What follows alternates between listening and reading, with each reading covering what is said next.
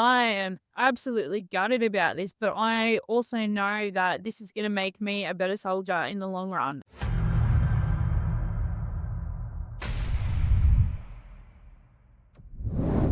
Hello, everyone. This is Brody from Outperform Fitness, and welcome to tonight's career chat. So, tonight we're going to be chatting to Kate, who has recently just completed her Army Reserves basic training down at Kapooka.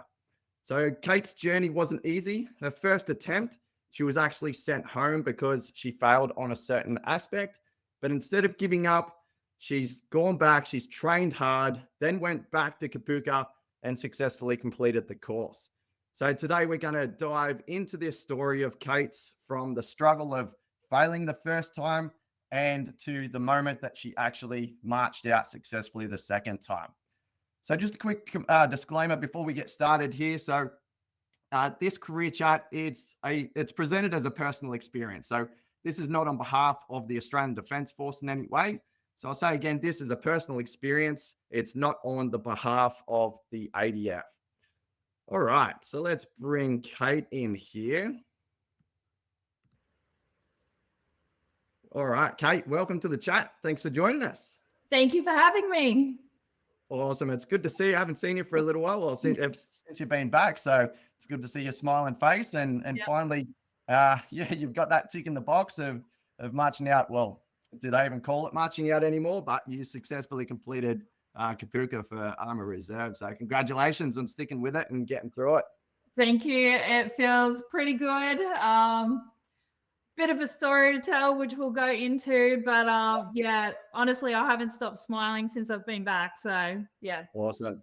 Yeah, I think this is going to be a really good one because I haven't spoken to anyone about this sort of side of it as well. The aspect that you can fail. And we're going to go into it a little bit more. It's even changed ever since you've done it, which is a couple of months ago. So, so we'll go through all of that, what the sort of new way that they're going, like what route they're going down now, and what you went through as well. So, going to be interesting, going to be very, very informational for a lot of people that have got the careers coming up and looking at going down to Army Reserve. So, a little bit different for full time. So we're going to be more specific to Army Reserves, but still going to be relevant for everyone, I think. Okay, let's get into a bit of a background story of you. So let's start back at the beginning. Like, what made you want to join the Army Reserves to start with? And why did you choose Armored Vehicle Crew? Yeah, this is a pretty interesting question, I suppose. So for me personally, ever since I can remember, Anzac Day has been the most important day of the year within our family. We've got a bit of a history with, uncles and grandfather serving in the world wars. So forever and a day, our family has been very proud and celebrated Anzac Day with, it's been top of the calendar for us. So I grew up, being immersed in that kind of culture, being very proud to be Aussie, and always wanting to grow up, wanting to represent my country in some capacity. I then went into elite level sport. So I was a high level athlete in the sport of Taekwondo. So spent all my 20s traveling around the world, representing Australia at a national level. Tried to make the Olympics twice. Got pretty close, but didn't quite get there. And then I guess the other side to that, my brother, he's a couple of years younger than me, and he is a full-time serving member in the Army. Just grew up kind of around that culture. And I guess for me, my focus finishing school was to go down the sporting path. However, it was kind of always in the back of my head that, one day I would potentially like to serve or go into the emergency services even. I just knew that, in the future, like at that particular point in time, I needed to focus on my sport because there was a very particular window for that. So, and then I retired from competitive Taekwondo in 2020. And then was like, well, what's next kind of thing. And then it was just like, all right, well, I've always had the defense thing in the back of my head, emergency services as well. So yeah, I was just like, let's go for it. Let's have a crack at both going down both paths. And yeah, so Army Reserves kind of was like, I guess, a little bit easier short term for me to achieve. And then the other path with going down the firefighter route, that is something I'm still working towards. So yeah, so that's Yeah, kind of awesome. up here. Wow, that's good. Yeah, you actually answered a lot of questions that I was going to dive into as well with that. So very detailed and very good. Like definitely tells your story. It sounds like you're fair, like the ADF in general is very ingrained in your family, Yeah. which is absolutely awesome. Supporting Anzac Day all the time, which is really good. And when you're around that sort of thing, you really look up to those people as well, especially if you haven't been in yet. It's sort of when you get in, it sort of fades away a little bit. But yeah, when you're sort of the outside looking in, these people, when they are like that, you look at them as heroes, sort of thing. Yeah. So yeah, Yeah, I mean, that's how we grew up. Like me and my brother, like most important day of the year was hanging out with the oldies down at the RSL. I've never missed a dawn service for as long as I can remember. So, yeah, and so it feels pretty special to now be in that space as yeah, an active member now, yeah. and to do it, alongside my brother in some ways as well is very cool. So Yeah, yeah, and it'll be a big proud moment on Anzac Day if you're doing your parade. You'll be like, I'm one of them now. yeah, that's it. Yep. Awesome. Yeah, so your brother obviously went through, like you're saying, with the full-time option, and that was where my next question was going. Was yeah, how come you chose the Army Reserves over going full-time? And you sort of covered that, but yeah, so you're more looking trying to go in the fiery route.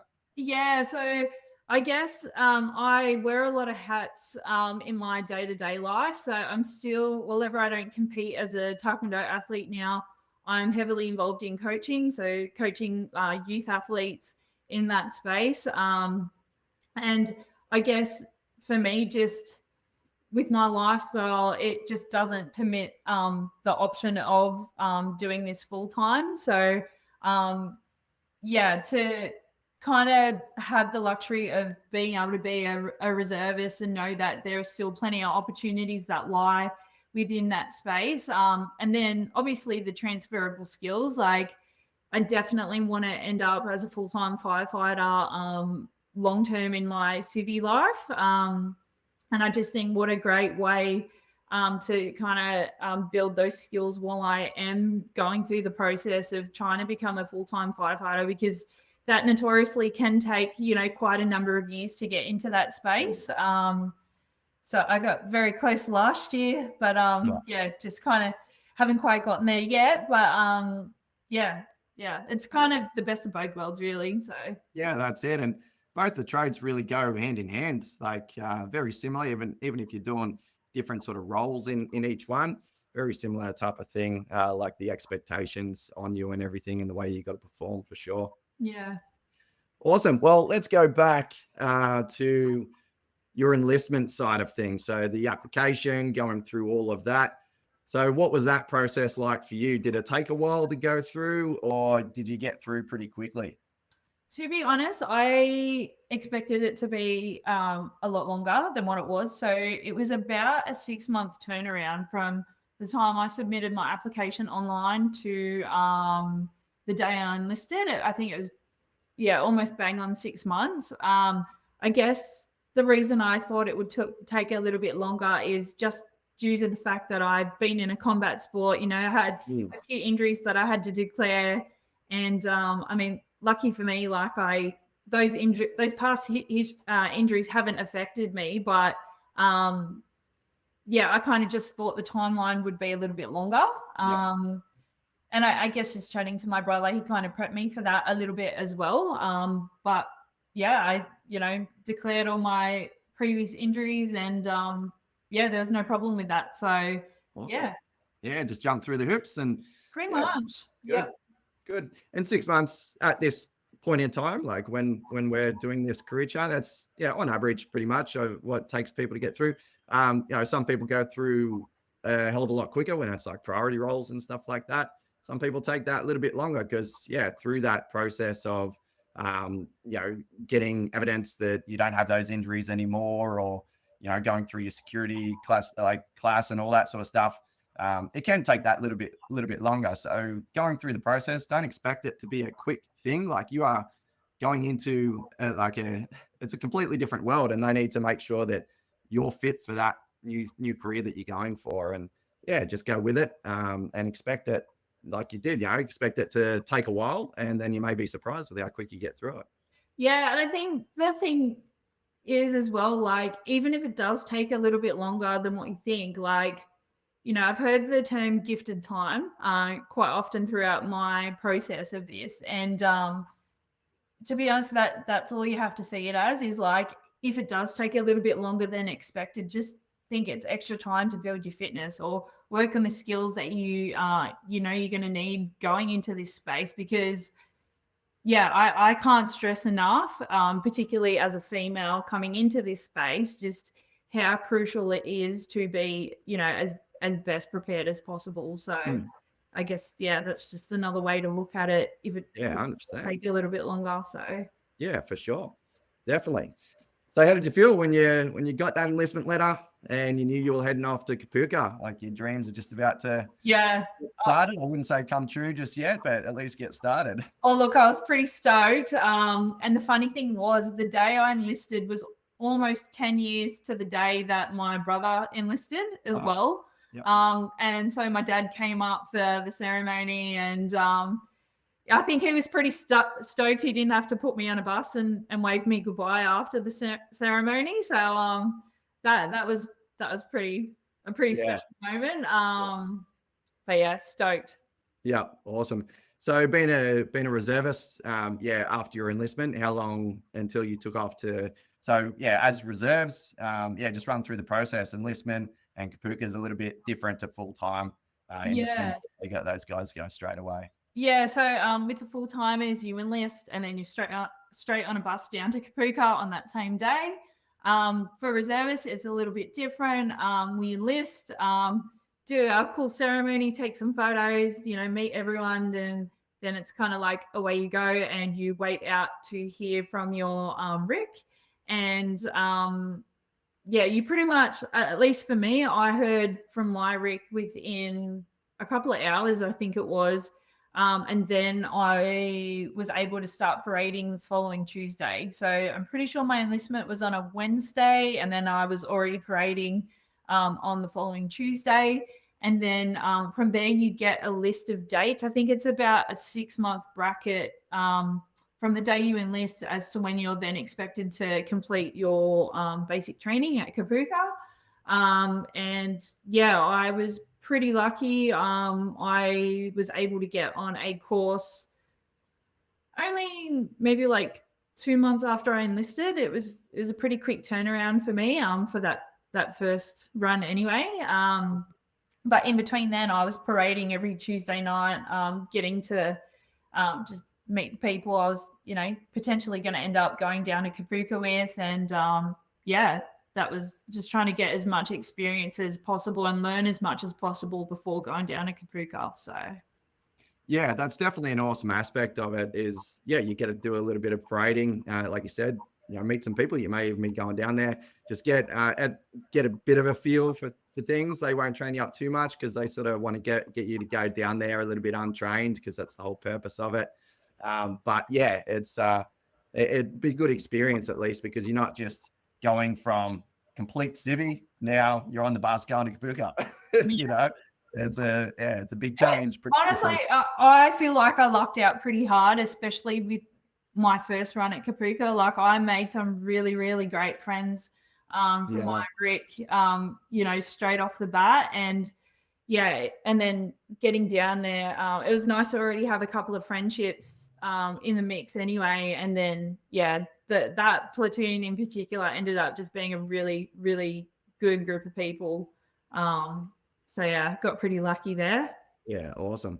That's good. All right. Well, let's head back to your training leading up to Kapooka. So you trained with us for around about, it was close to a year, wasn't it? Yeah. Pretty close to a year. So what was your biggest fitness challenges you would have faced before you sort of went off to Kapooka?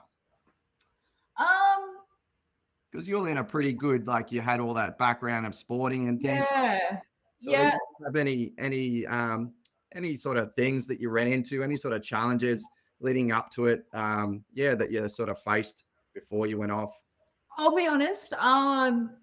Physically, not so much. Like, I feel like I had pretty good foundations anyway, but I definitely think the training just um kind of just solidified those foundations I already had anyway. And I've come from a sporting background, yes, so I do know how to push myself, and I do know how to have the luxury of knowing how to train to a particularly high standard by myself anyway. But it's also another thing to be tactically fit as well. And you know, I think this is where sometimes maybe people get a little bit lost in their training. Is you can be very fit for your sport, but being tactically fit is another ball game.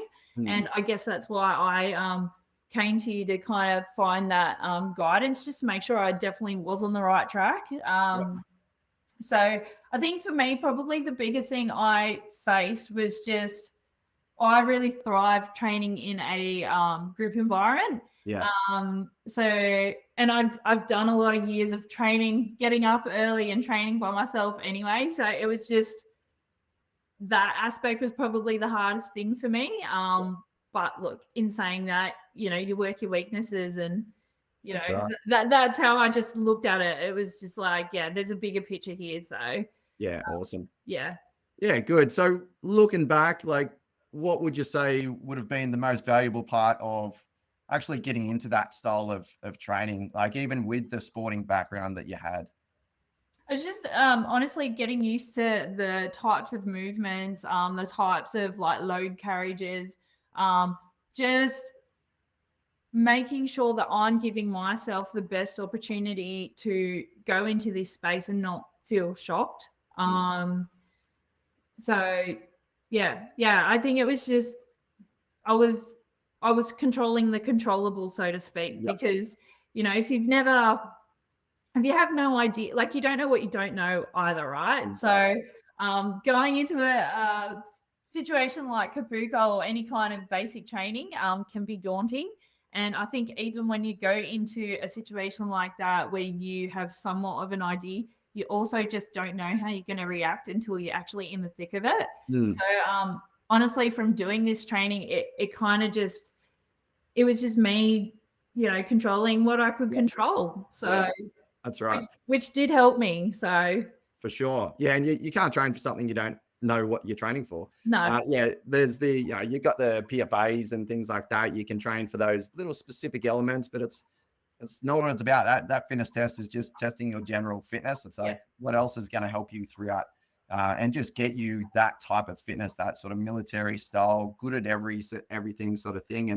and knowing what you're actually doing. Like you're talking about those specific movements that are going to help you in different situations. Yeah, it's just a different ball game. It's yeah, it's very fun training as well because you gotta sort of be Oh good yeah. at I really. frothed it. Yeah, Absolutely frothed it. Like yeah, love the training, and just it's very me anyway. But yeah, I just think you don't know how you're gonna respond until you're in the thick of it. So yeah, it's like making sure, or I guess what I knew was within my control was I could seek someone who's been in that position before, knows what I'm up against. Why wouldn't I yeah, take definitely that opportunity? for sure. All right, well, let's get into your first attempt at basic training and a little bit of a setback you had while you're there. So let's talk about it. Just run us through, yeah, just your first experience. So turning up, what it was like, getting off the bus, and what a typical day was looking like when you started off there. Yeah, look, I'll be honest, I had a fair idea coming into this that it was going to be tough. I knew I would be challenged in a multitude of ways, not just in the physical aspect. Um, I knew that it was one big game also. So I was, somewhat prepared for that. But again, you can be as prepared as possible, but you just don't know how you're going to react until you're there and it's happening and you're kind of running through the motions. So coming into this, I was confident. But that's not to say I knew it was gonna, like, I knew that it was gonna be a challenge, right? But I just didn't think that I would have any issues throughout the process. Anyway, we're on that bus. We rock up. You know when the tone changes in that bus. And I can see why they make us take a bus down to Kapooka. It's a very particular experience. Yeah, you drive through the gate and it's like the atmosphere instantly changes. You've just watched this little intro video that tells you when you get off the bus, you got to grab your suitcase in your left hand and move best pace onto the parade ground. And sure enough, that's what happened. The corporals started shouting at us and it was game on. And yeah, found myself on that parade ground. I was like, all right, let's go. Yeah, the first 24 hours, as expected, was hectic. The whole experience was hectic. But in saying that, I have not laughed so much on a daily basis as what I did every night back in our lines. Coping mechanisms. Yeah, it's the craziest experience ever is the best way to put it. Hey, like, just nothing comes close to what you go through, especially in that first kind of 24 to 48 hours, just in terms of like yelling and having to do all these crazy things that just seem so ridiculous when you're on the outside of it. But yeah, it's a real shock to the system, even when you are prepared for it. Yeah, so that was kind of my intro into it. But I fun times. I lucked out really hard with such a good group of people in that platoon. So that definitely made the whole experience a lot easier. So yeah, that was the start of it. Awesome. Yeah. So leading up to before you started to struggle a little bit with certain aspects, we'll get into that in a second, but how were you feeling? Like, how far did you get through it and how were you feeling at that point? Did you feel like I've got this or? Yeah, I did. I was definitely challenged along the way. But I was just like, this is fine. Like, I know I can do this. And to be honest, I absolutely loved it. Like, probably a little bit of a weird thing to say, but I absolutely loved the routine of it all. I loved just always having something to be working towards. I loved just being in uniform and the chaos of it all. I really embraced it, and yeah, like I said, it was tough, but I didn't feel that there was any problem and that I was going to have anything too dramatic to kind of push through. It just wasn't even a thought in my mind that I wouldn't get through the 3 weeks initially. What you're talking about there with your like your experience of it's super tough, but you're just like, oh, this is awesome at the same time. Yeah, that was exactly. So I joined as a reserve. I was only a reserve for a year because when I went to Kapooka as a reservist back in the day in 2006, actually it was end of 2005. I went over like the Chrissy period, so it was 2005-6. But yeah, I was the same when I was there. I got there and I was like, this is what I like. I was like, this is so shit, but I need to do this for the rest of my life. That's what it was like. I was like, I just feel totally in my element, and it was tough. Like, our staff, they hammered us in the best way possible. I learned so much from that group of staff that had us. The bee stings were good times. Like, they were hard, long, tiring days. But like I said, I've also not laughed as much as what I did of a nighttime, thinking about all the things that happened, during the day. And for me, that it actually was a life-changing experience. Without sounding too cheesy, it was, this is where I'm meant to be, and I'm just meant to be in this space. So yeah, definitely. And those times where you're talking about laughing and stuff, I remember when I marched out, and I've still got the box. I've got a box of stuff where we made little flags and cups and things of just like people's stupid quotes and all sorts of stuff, because it's never ending. We had a notepad in our room, and every day we would get back to the room and just debrief. So there was two girls' rooms in our platoon, and we were opposite each other. And we worked out very quickly between, I think there was 7 of us in total, that we kind of just, it was one thing to work together within our team, like within our room, but then to try and work together as 2 rooms as well, to just make life easier, I suppose. And we really did that. And so one of us kept a notebook, and just every night back at the lines, we would just write down all the funny quotes that was said, different things that happened, different things that people got in trouble for, like that you on the outside looking in, you just think that is ridiculous. But again, never laughed so hard in all my life.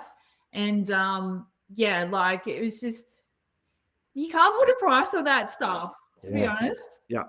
And it's the sort of thing you got to experience to really know. Yeah.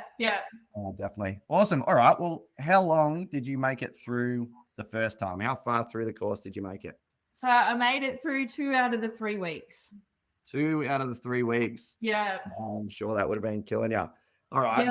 Yeah. What did you struggle with? What was the hardest part for you, and what sort of was that factor that sent you home? Yeah. So I guess coming into Kapooka for the first time, I knew there was a couple of key gateways that you needed to pass to be successful and get through the other side of Kapooka.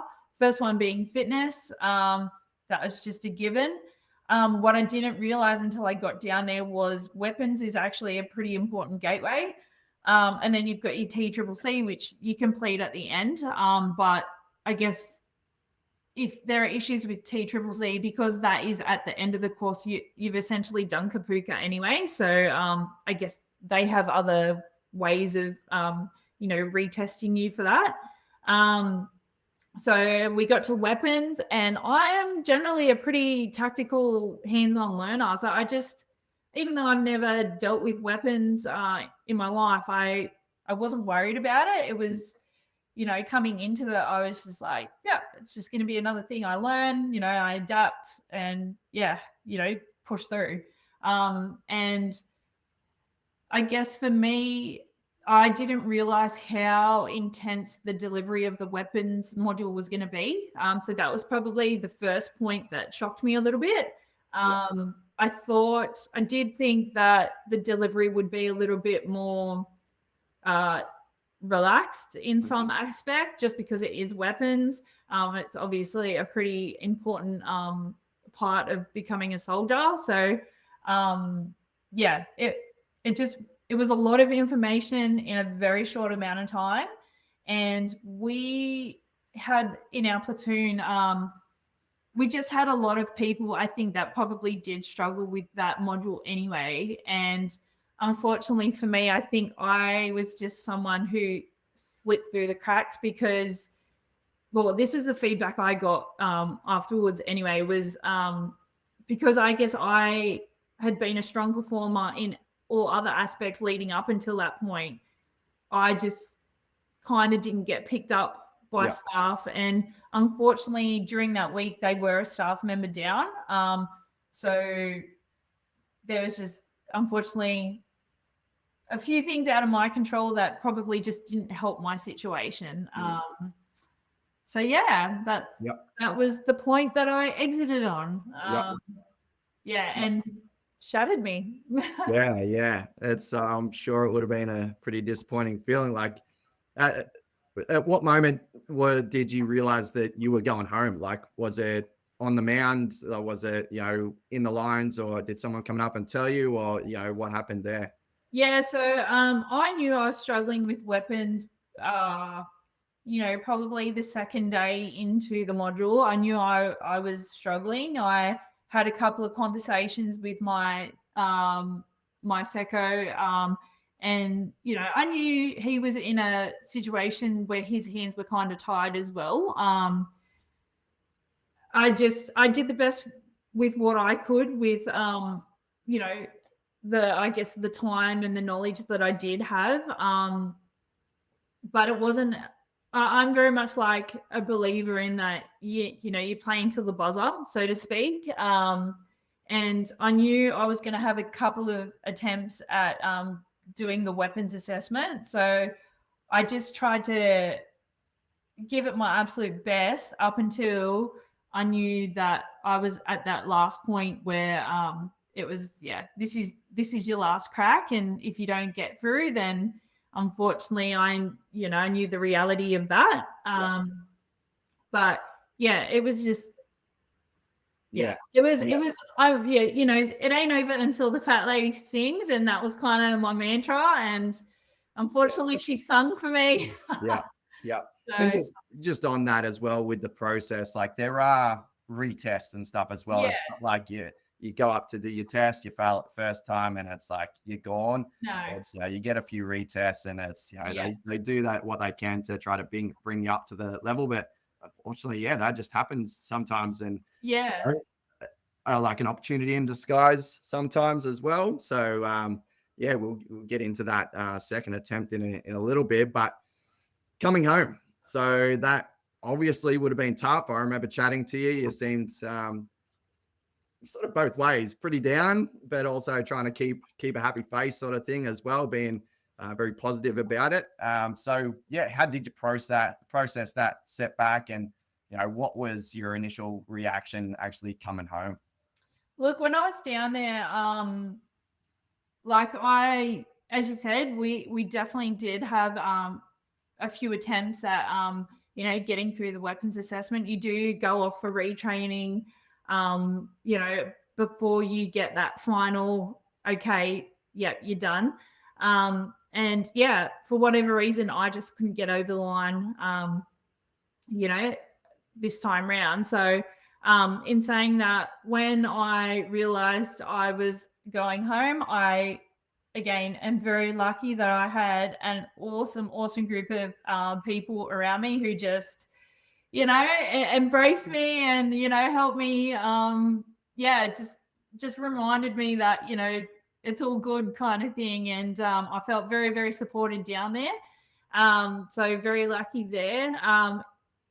From the time that I knew that I was going to be returning home, it was a few days where you don't really know when you're going home until they literally pull you out of a session and be like, okay, it's time to go now. So I knew it was probably going to be a good couple of days. And I guess at that point I had two choices.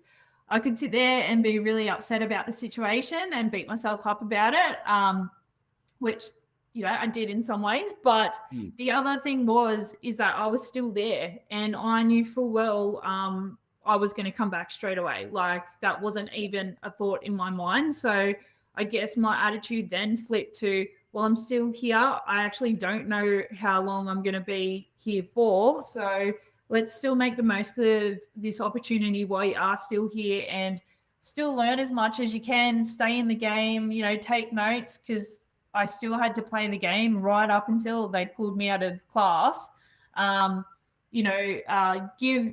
Continue to keep giving it your all to PT, and you're marching, everything. So I very consciously made that decision to just take what I could get while it was still down there, and I did. And lucky for me, I did have the opportunity to start the first aid module, and I got a good few days into that, which I think definitely helped me the second time round going down. So, and then I got pulled out of session one afternoon, and I was on my way back, and I'll be honest, the whole experience of not getting through that first time really did shatter me, just because I just didn't think I was going to be the one going home. Unless I was like seriously injured, I was like, I've got this. And so I guess for that reason, I did find it quite hard to come back, at least for that first week. And I kind of just sat with myself, allowed myself to process. But it was also like, okay, I'm back, game on again. Like within 24 hours, I had spoken to my sergeant at the RIC, and he already had me on the first course back for this year. So that was pretty cool. So I was like, all right, I've already got the ball rolling. Now we just need to like build the momentum and get ready for round 2. So absolutely awesome. That's a very like competitor type mindset.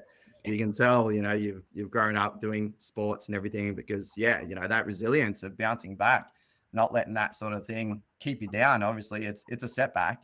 It's a real kick, in the ass sort of thing. And but it's not the end of the day. Like you still got another opportunity. You can still go back. Was there any point, like I know you got a very strong mind, but was there any point at all that you were thinking, like I might as well just not do it anymore? Or did you just have that mindset of this is happening, I just need to fix it? Yeah, it was just, it's been a very long time since I've felt like I've let myself down that much. And I think coming from a sporting background, like I know what it's like to take a loss, and a loss when you know how hard you've worked to get to a particular point. So it kind of just felt like that all over again. But again, just thinking back to what is within your control, like, and how am I going to flip this situation that really sucks and really hurts right now into a positive. And I guess the way I had to see it as was, this really sucks and I am absolutely gutted about this, but I also know that this is going to make me a better soldier in the long run. And it's knowing, I guess you got to ask yourself, like, how bad do you want it? Like, is this something that you really want? Because I mean, at the end of the day, we do all sign up for different reasons. But yeah, for me, there was never a doubt I was going to return. It was, if anything, it was probably a little bit like, oh, am I cut out for a combat corps?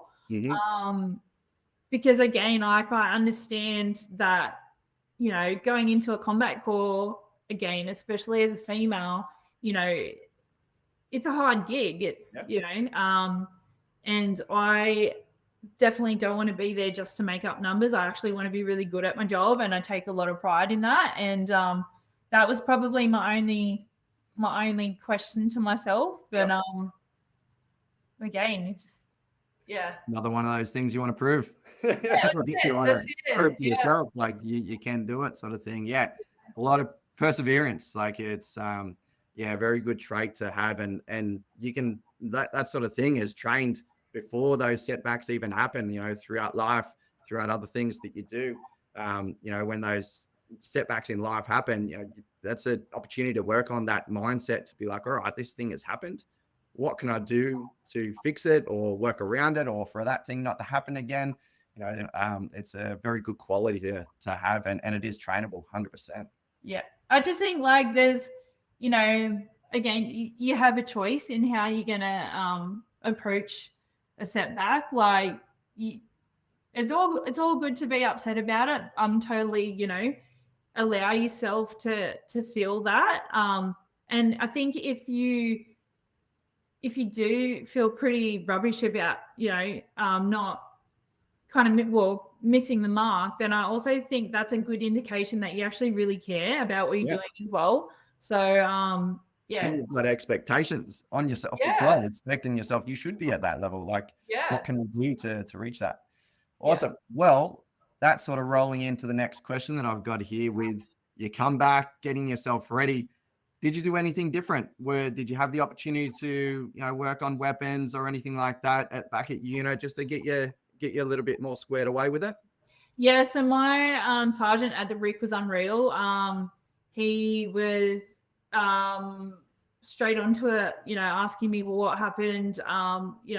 Where do I think I needed some extra assistance? And I think it was like the second parade back. I actually got to go to the wets and get hands on with the weapon. I had one of the staff members just kind of guiding me through the assessment and just getting me comfortable with, being hands-on with the weapon and, watching some of the other guys go through the shoots. And and then on top of that, I was able to bring back all my notes and my reading material from Kapooka. So I studied that like there was no tomorrow, and just tried to run through and just, do like, practice motions with my hands. And I did as much as I could.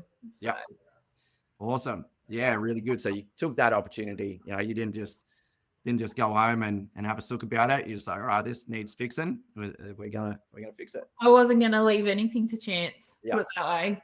Awesome. Yeah. Alrighty. So your second attempt, heading back. I'm sure that was nerve-wracking on its own, in its own little way compared to the first time as well. So like the second attempt, did you have to restart from the start? Could you start from the position where you left, or how'd that work for you? No, I had to go through it all again.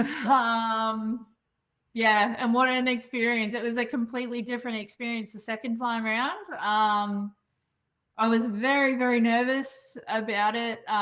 Just sometimes it's worth knowing what you're going to be walking into.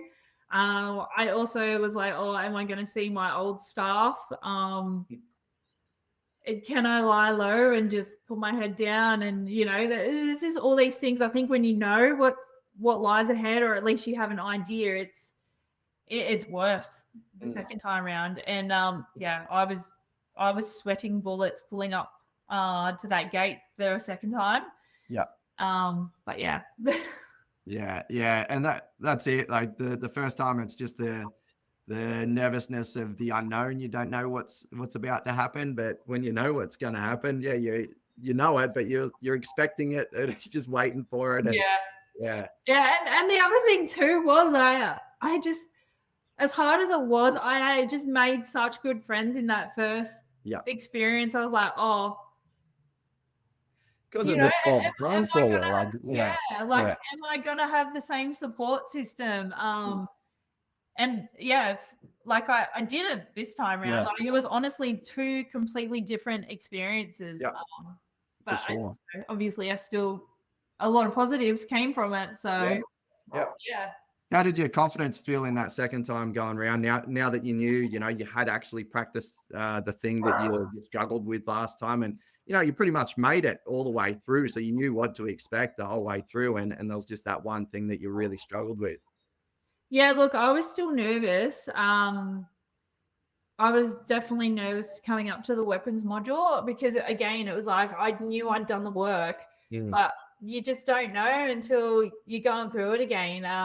And I guess lucky for me, I had fantastic staff as well the second time round. Honestly, I learned so much from both groups of staff members that I had, but just in such different ways. The second time round, I guess the staff did know that I was there for a second time. They knew what my shortcomings were from the first time. But honestly, within the first day, they were already like, where'd you come undone? They were onto it in terms of just getting to know me and trying to, offer as much support as possible. And I felt very, very lucky. I knew pretty quickly that even though, weapons was a little further down the track, that I was going to be supported by the staff members, and they pretty much said, we're going to make sure you get through. So that definitely took the edge off, I guess. Yeah, awesome. So what would you say would have been your toughest moments going through that second time? Honestly, I struggled a little bit socially this time. And I think a great group of people, nonetheless, but I just didn't form those same bonds as what I did with my first experience. I think as a whole, the platoon was a little bit younger. I was a little bit, older. I probably had some, I don't want to say high expectations, but it was just, I knew that I got lucky with the group of people the first time around that I went through with. I just kind of struggled a little bit the second time around. Yep. In Yeah. terms of like the content was fine. Like the bee stings, the yelling, none of that fazed me. It was probably it's just a different group dynamic this time. Yeah. And I think just the connection would be much harder because, yeah, this is your second time through. You know what what you're in for, sort of thing. Whereas the other guys, it's their first time through it. It's just a different experience, like you've been talking about. Because we even had through mine, we had people come through. Because I can't remember how long mine was now, 4 or 5 weeks, whatever it was. But we had people that come through. I'm pretty sure, I don't know whether they started with us or they came through halfway. And yeah, they'd already been there as well. And they were sort of redoing it. And you can just feel it. It's different. It's a different connection to people. Yeah, for sure. Yeah. And like, I think I did try to make sure coming into this, whenever I had been and done it before, I tried to go with a very open mind, and it was like a clean slate for me. And I was very conscious of that. I didn't want to go in there and, have me being there for a second time kind of like dictate then how I was going to make friends with people or, so I was very conscious of that and just kept a very open mind.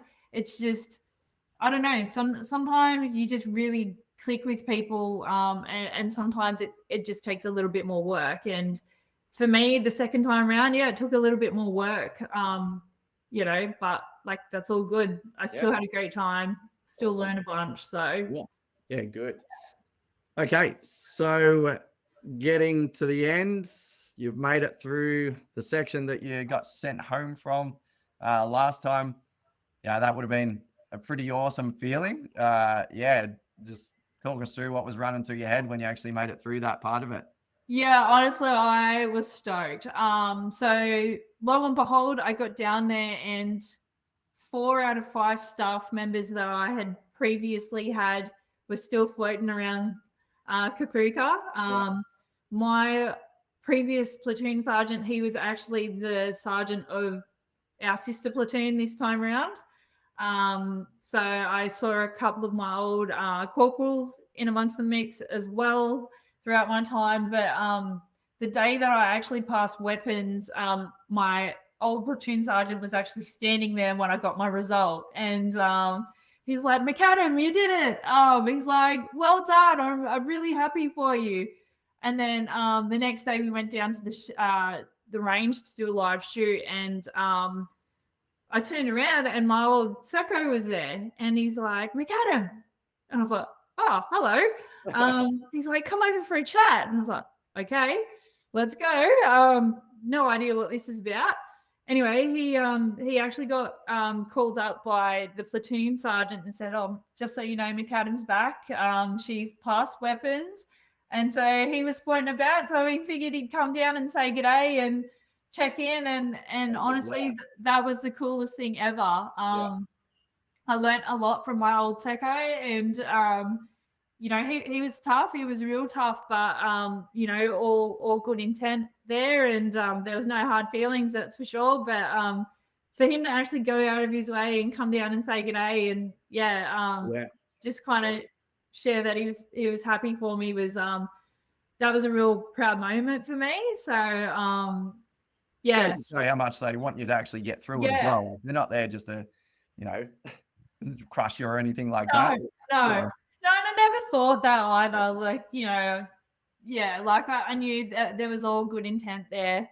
But it was pretty cool to actually be on the other side then, and kind of just have that kind of acknowledgement from him, and he was stoked to see me back and see that I'd got it done, and then it was nice to then be able to enjoy that final week of Kapooka, and actually how'd that go for you? That final week? Honestly, it was great. Like the first aid stuff, I thought that was awesome, and then doing TCCC and putting all your skills together, where you're out there firing blanks, you're doing your first aid, yeah, I loved it. I just thought it was so cool, and it just felt so good to actually get through and yeah, be on the other side of it. So Yeah. Yeah, that T-triple-C is when everything's sort of put together. Like, yeah, yeah, yeah, everything that you've been training and going through, yeah, a lot of it is yeah. squished into that and It finally was get to use it all. It was unreal, and honestly, it was probably the hottest day down there when we did it. And then we had a few people who got affected by the heat, and then within half an hour of that happening, there was a thunderstorm. So Oh, it shit. was, we got the full shebang, the full experience. So Yeah. yeah, just more good stories to tell, really. Ah, I think Kapooka is awesome with the weather. Yeah, I went over the summertime and yeah, same sort of time that you went really. Yeah, And yeah, it's bloody terrible. And then, but you don't want to go in winter either because no, it's that's the thing, right? It's a catch everything's 22. frozen. Like, Yeah. All right. Well, so you mentioned to me with an earlier chat that yeah, there's a little bit of a different ruling with the failing of certain gateways now when it comes to yeah, at least the reserve side of things. So talk us through yeah what the new talk is about that. yeah, yeah. So apparently there are a lot of changes happening to the reserve course with Kapooka and even the delivery of content back at the RIC. Kind of knew that going down there. What I didn't expect to happen was probably 24 hours after it actually passed weapons, a ruling came down where you no longer get sent home if you do not meet that gateway.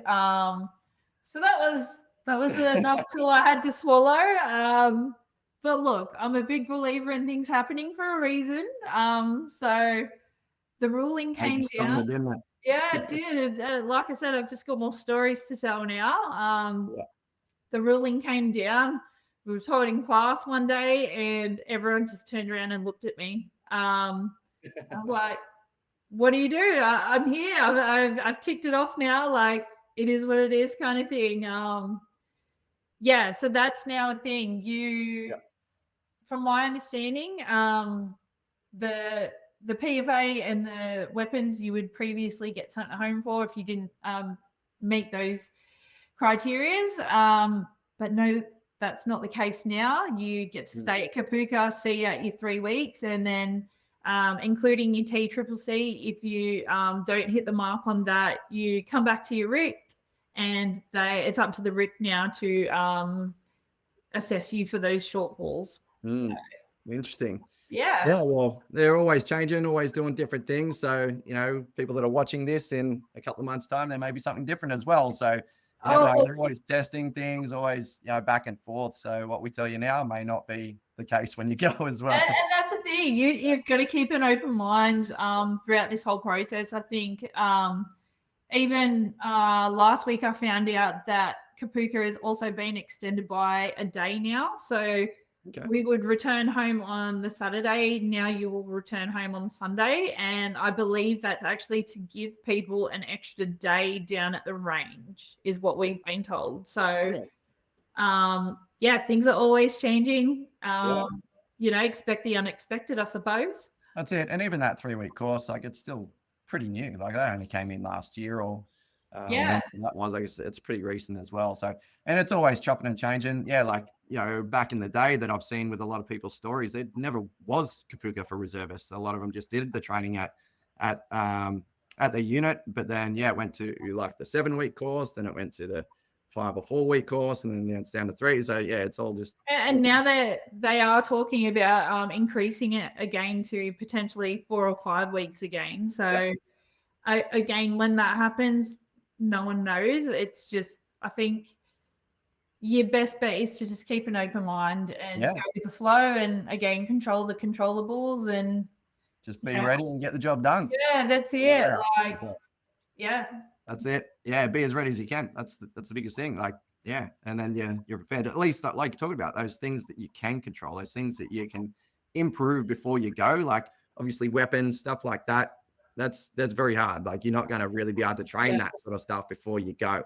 But things like your mental state, your fitness, or like getting yourself in a good routine, getting yourself healthy, all those sort of things, you can really train yourself up on before you take off. And it's just those things that you don't need to worry about when you're there. That's it. And they are like I said, even when you do have a bit of an idea as to what you're coming into, like you just don't know how you're gonna react. You don't know what your stress reaction is gonna be like physically, mentally. But I think if you're physically fit and you are in, the best shape you can be coming into a situation like that, it really does set you up for success because they are long days. There's so much information you have to retain, and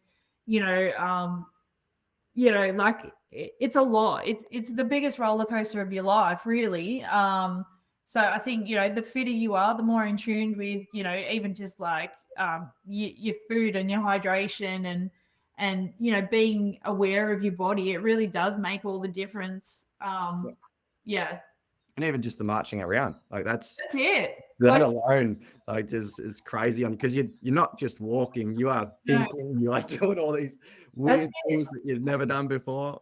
Yeah, following instructions and trying to listen to catchwords and say catchwords that you've probably never said before. And things like even shouting, like not everybody is accustomed to using the full power of their voice or moving at best pace. Like people don't know what that is, like generally speaking, so it is a shock to the system. Like, people like don't know what they're capable until they're in a situation like this. So it's definitely a good personal growth experience, that's for sure. It really is, yeah. Like I said, I've come from sport, high level sport, for a very long time, and nothing could even compare to what that experience was like. So yeah. Awesome. All right. Well, plenty of really good information in there. Really good to sort of get that insight of